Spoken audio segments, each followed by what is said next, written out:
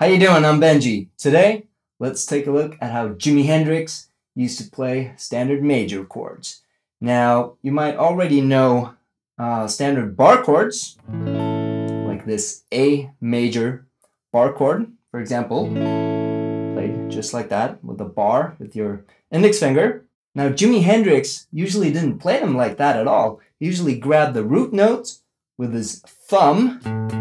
So this A note here on the 5th fret, on the 6th string, right? So he grabbed that with his thumb, and then he used these 3 fingers, ring finger, and then the middle and the index finger on the A, C sharp, and E, just like that. And then he usually muted the A string, so he didn't play that 5th at all. And what this allowed him to do is use his pinky for all those cool embellishments right there.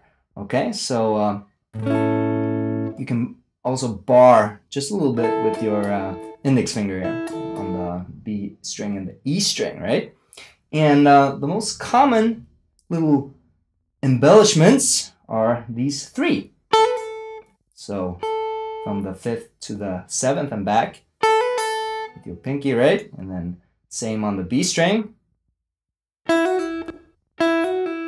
Okay, and then from the 6th to the 7th on the G string. Sounds pretty, right? Okay, so what are we doing here? We're playing from the A up to the B note and back. So that essentially creates an A add 9 chord. If you keep your pinky there, so you're just hammering on and back from an A add 9 chord. And if you do the same thing here, on the B string, that becomes an A6 chord. And if you do it on the G string, that becomes an A sus4 chord. Okay, so you don't have to do the hammer on and pull off. You can just do something more like this. Or might recognize that from one of Jimi's songs.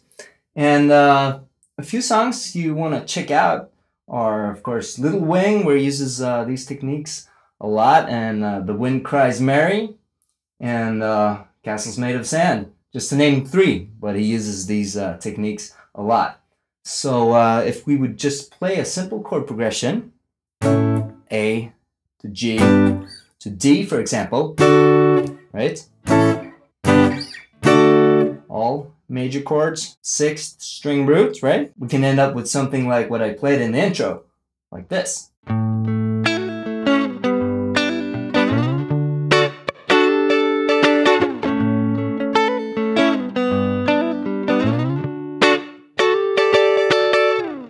Now, Jimi Hendrix improvised a lot in his playing, and he rarely played the exact same thing twice, and he kind of alternated between these trills right there, and but not the same thing each round of the chord progression. So keep that in mind when you play. You can just pick anyone you want. They all give their own distinct sound, of course. But if you're playing with a keyboard player or another guitar player, for example, you might not want to hang on to the sus chord for too long if the other guy is playing the regular A chord, in this case, for example. The other ones, they sound quite good together with the standard major chord, but if you play the sus along with the standard major chord, it can clash a little bit sometimes, unless you want that particular sound. Okay, until next time, practice hard.